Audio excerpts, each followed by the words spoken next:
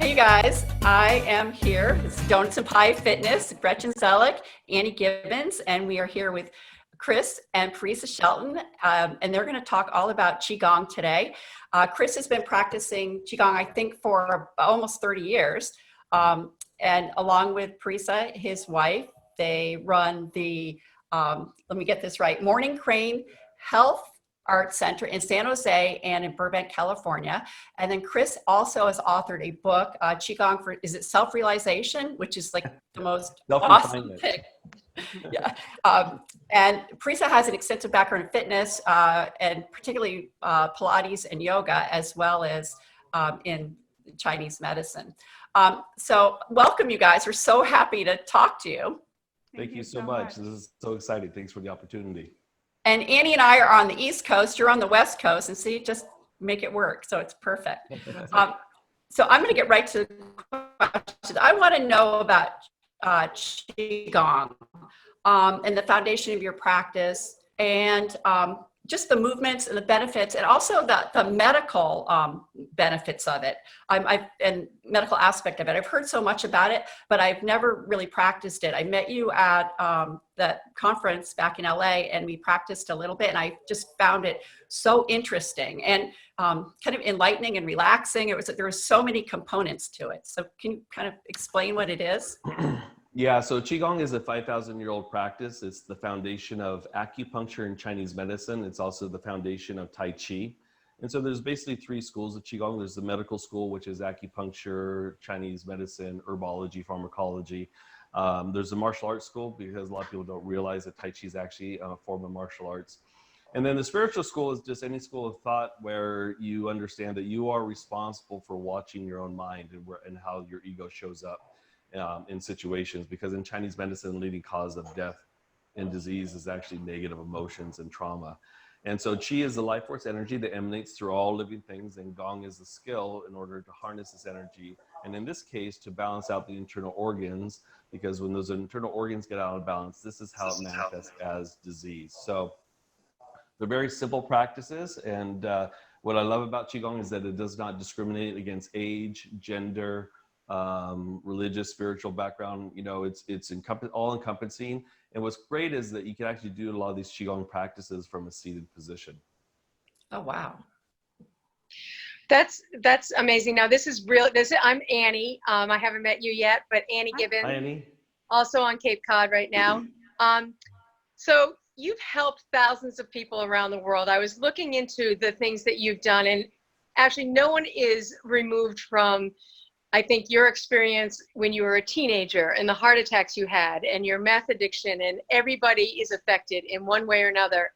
No one escapes that. It was absolutely hit me right in my heart when you were talking about that. And then you found this practice, it found you, I'm not sure which, but it's just amazing the lives that in yourself that you saved, and then the other lives that you've affected throughout the world. And I was wondering if there's a case in particular that you found absolutely that stands out in your mind of a specific illness or person that was affected in the same way that you may have been with Qigong. Wow, you know, like you said, you know, I've helped thousands of people throughout the course of my career, not only one-on-one in clinical practice, but also indirectly we have a blog post, we have a YouTube channel where we release a video on some health-related topic every week, and then also like at these conferences, and then we have a big contract with Santa Clara County where we were in charge of the 30,000 people for employee wellness. So I go into the jails, sheriff's department, social services, and give talks on disease prevention. So there's the indirect benefits that from these talks and these videos that we release that really help people. You know, when it comes to addiction, if you're talking about addiction, you know, addiction is something, we were just talking about this yesterday, as a matter of fact, so I'm really grateful that you brought it up, is that a lot of families don't even talk about addiction. What happens is that it's something that gets pushed underneath the rug. Let's say the child goes to jail for a DUI or something like that. They bail out the child, and then nobody really talks about it. Well, what is the root cause? And when you break down addiction itself, it's normally a lot of times due to an imbalance of repressed anger. And when that, and these emotions are great because they are there as a barometer to tell us what's going on in our environment. that when emotions aren't being expressed appropriately, or we're being taught, especially as children, of how to inappropriately express them, or even worse, suppress them, then it shows up as disease. But I'll just it's not a profound case. I've had a lot of profound cases, and anybody's name who I say here is because they've given me the okay, or they've given me a testimonial. And I'll give you an example of how emotions show up and the profound effects that Qigong has. And this is also on our YouTube channel. So Mike Kroger is the guitarist for Nickelback. And a couple of years ago, he flew some of our people in Chicago, said, hey, you know, Mike, why don't you go check out Chris Shelton in San Jose, because he's supposed to have neck surgery because he had cervical arthritis.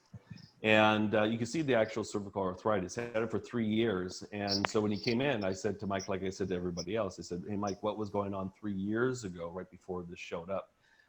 And he said, like everybody else, oh, you know, I think it's the stress of being on tour. I think it's the way that I hold my guitar on stage, you know. Other people would say, oh, it's my pillow. My trainer trained me the wrong way. But then he paused and he thought about it. And he said, you know what? He goes, actually 2 weeks before the pain showed up as frozen shoulder, my horse died. So his horse died. He took care of business like all of us do. And then he went back on tour. And his body said one day, well, guess what?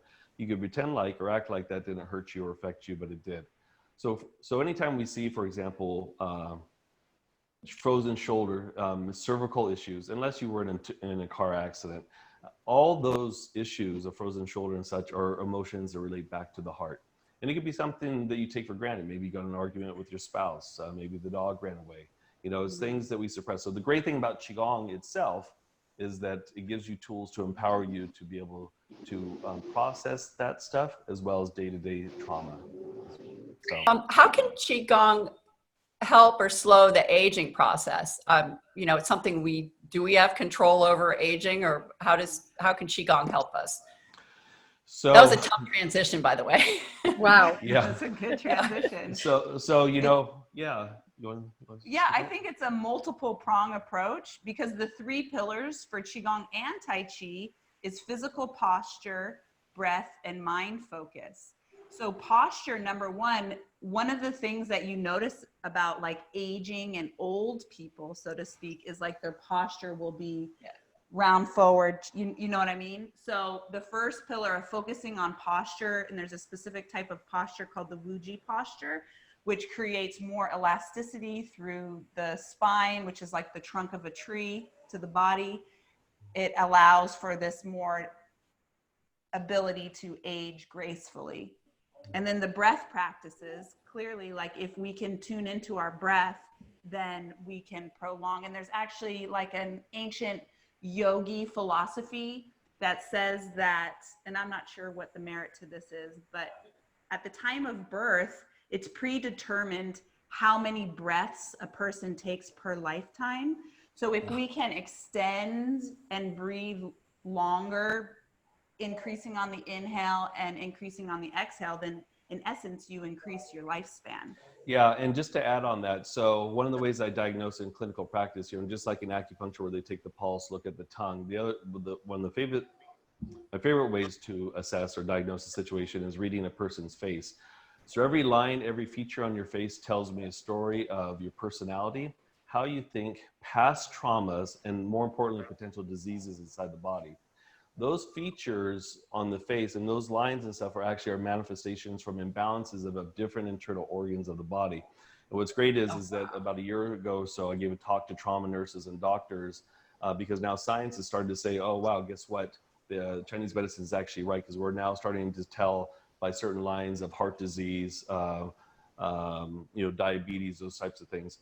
So when we're looking at the fountain of youth, it's hydration, enough sleep, but also if your organs are all functioning properly together, because it's just like we all need in a society, we all need to work together. All these internal organs need to be functioning properly and in balance. And if they are, guess what? The aging process slows. So for example, we could tell if a person has suffered from a lot of grief and sorrow by certain lines around their eyes, for example. And so that affects the lungs. Grief and sorrow affects the lungs. And so if you may ask them too, oh, well, I may have skin conditions or I may have breathing problems as well too. So again, when these emotions are not processed properly, then that's when it creates a dysfunction within these internal organs, which then shows up as, or expedites the aging process, but then also shows us what diseases. So when we're looking for the fountain of youth, it has to start from the inside. What is going on with these organs? Because the functionality of these internal organs, we understand how they function according to science. But in Chinese medicine, these organs have a much, much, much greater functionality. So for example, if you end up with a sty in your eye, I automatically know that there's something going on with your liver. And so, Wow. or if you have a detached retina, there's something going on with your liver and your spleen. And it's not just like a archer shooting the arrow in the dark, hoping to hit the bullseye. It's through thousands of years of study. And, you know, and then in my own clinical practice, the proof is in the pudding. We have what brought us into Hollywood and into Los Angeles is the high success rate of curing patients of different diseases and chronic pain issues. So can people practice Qigong virtually with you? Completely. Oh, I'm yes. so glad you asked. Mm-hmm. Yeah. As a result of the pandemic, actually, back in March, what happened is our in-person classes that we were teaching throughout San Francisco Bay and sometimes in Los Angeles, everything moved online. And so for about 3 months, we offered free classes because we didn't know what was going on, and it was kind of a scramble, and we just wanted to really give a service to the community and offer our gifts to the world. So then now that things are starting to kind of like integrate and we're getting used to this new normal, so to speak, we created an online platform called the Chi Club. And the website is theqiclub.com, spelled QI, the Chi Club. And it's Monday through Thursday from 8 a.m. to 8:30. We're teaching live classes and then making those replays available for a week. We have exclusive content just for Chi Club members. We have almost 200 members. So we are just delighted and so excited just to continue to spread the word. And it's really a lot of fun. It's seriously the next best thing to an in-person class. I believe that's huge. That's a lot of huge. people. That's Yeah, great. no, we're so That is. excited. So I'm really excited that you are doing virtually, because I mean, once we get this interview out, I mean, there's going to be so many people that are going to benefit from it. I personally can't wait to do it. Especially, yeah. So one last question is, what would you, if you had to pick something, what would your prescription be for people to age enthusiastically? Well, I would say, well, number one is when you start off the morning, list off at least 5 or 10 things that you're grateful for. And, you know, just by doing that simple little practice, you know, it changes the whole dynamic of things. Getting out in nature, going for walks also is the other thing too. It's really important. Smiling, just making yourself smile is the other great thing, because especially right now with what's going on or what has been going on, there's a lot of confusion happening and there's a lot of fear that's happening. So we have these Qigong practices, and actually on our YouTube channel as well too, we have what is called as the 30 Days of Qi Gong, which is like you're taking 30 weeks with me at my studio in San Jose. So each day I'm talking about the practice, why you're doing it according to Chinese medicine, and then how to do it. So I recommend, on top of the Chi Club, subscribe to the Chris Shelton QiGong, because this is because then you can go back and watch these videos. They're a little bit longer than the Chi Club, and the 30 Days of Qigong also corresponds with my book. So our whole mission, our message is to empower people to be the best version of themselves that they could possibly be. And believe it or not, and I'm grateful for your daughter being in recovery, because you know, I know that system, I know what that's like. And you know, I became suicidal after getting off of drugs. I didn't know how to deal with life sober, and so when I stumbled into Qigong, I had other health problems, digestive problems, sinus problems. And then one night, after being kicked in the back and almost being paralyzed from the waist down, I was introduced to my first Qigong teacher. Anyways, I had nothing to lose. And these simple practices are so easy to do. And it's something that you don't have to believe in for it to work. I just did the practice. I mean, I was 18 years old when I was introduced to Qigong. And back then, when he introduced me to Qigong, he said, you know, you've heard of the word Qi. And the closest thing I ever got to the word Qi was like Cheez-Its and Cheese Whiz. That was it. this concept of Qi did not resonate with me. But I started doing these practices, and I kid you not, after about 6 months, I couldn't tell you when I stopped living on the antibiotics and the Sudafed and the stomach medication. I couldn't tell you when I stopped. All I knew was that there was a change. So this whole idea here is to empower you to be the best person that you could possibly be. And so the 30 days of Qigong is also something that we recommend to people to slow, and it's not too late to slow that aging process down. And it's not too late to change the process of disease. Annie, Wow, thank you so much. Hey, I Annie. cannot wait to share this with my daughter. And Annie, we should sign up to do this. I'm Yeah, going please to. do, please We do. can And I'll get my daughter on it too, because Yeah. she just, it makes so much sense. Great. I'm so glad to be able to talk to you too. Oh, You know, thank you for talking to us. I Thank can't you. wait. I will see you when I get back to LA. Okay, Yeah, yes, come please back stop to by. LA. Go back to LA, Yeah. Yeah, we're trying to, but we'll get there back. Well, I'll definitely be there by October, so we'll see. But Okay, perfect. thank you perfect, so much. perfect. And then we will share with all our viewers on Instagram and YouTube and Facebook your information so they can find you and learn more about Qigong and all the wonderful things you guys do. So thank